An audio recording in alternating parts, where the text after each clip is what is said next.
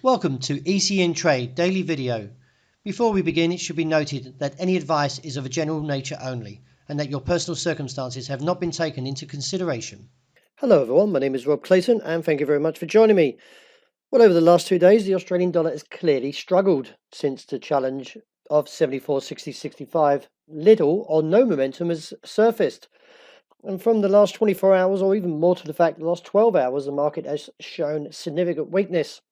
Therefore, I believe that the market has found a near-term top, either from around that 60.65 area or even around the 60-day moving average, which is around 75.07.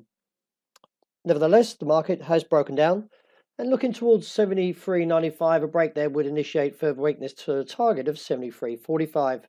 I am still a seller and anywhere towards the region of 55 to 65 on 74 should give us opportunity to sell the market, but this is unlikely to eventuate due to the fact is that the RSI is already breaking down along with the stochastic, so therefore I do expect to see weakness to continue. Well, the euro, it took a turn to the bearish case after the dollar index took a stab up towards 94.20 overnight before its retreat. In light of the current pattern, the fact is the market is failing, and I do expect to see further weakness eventually return to the euro and a stronger dollar, and therefore should see the market move to a potential target of 116.30. Any rises towards 117.70 or to 118.5 is still around this zone a potential sell.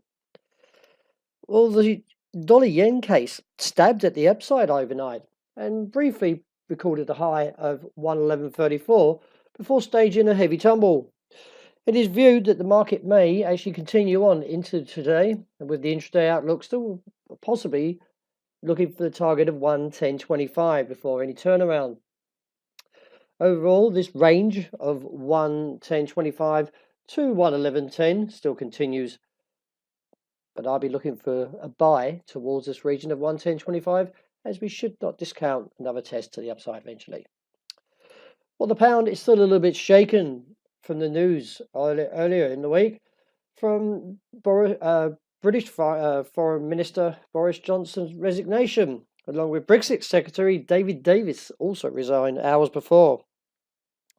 It is viewed that Theresa May government is even more fragile since the news, with the market looking rather to the bear case. I feel that we've seen a top that I was cautiously talking about seeing profit taking or even a reversal above 133. We've had that, so now we're looking back towards 130, 135 as a potential target, or to the lows that we saw not so long ago at 130.65. Gold took a bit of a slip overnight, but nevertheless not fully broken down. Still, I expect to see more safe haven demand eventually returning. I believe the market is not too far away from staging another bull case, even though weakness has set in slightly due to the fact that the dollar did strengthen overnight. But nevertheless, this gives us opportunity. I still feel the market is going to look towards the high 60s and still potentially find a base around 45 in the short term. Wrapping up with oil, well, the market has failed and dropping quite significantly today, and looking towards the target, as I'm calling, at $70 a barrel. Any advances should still fail towards the resistance that was rejected overnight at 73.5 to 80. From a technical point, we are breaking down, so 70 or even 69 could be the objective, due to the fact that we did get a long-legged doji along with a bearish outside range day to support the bearish case. Well, that wraps up for today. Thank you very much for joining me, and as always, look out for the intraday report, and I hope you enjoy the rest of the day that's ahead.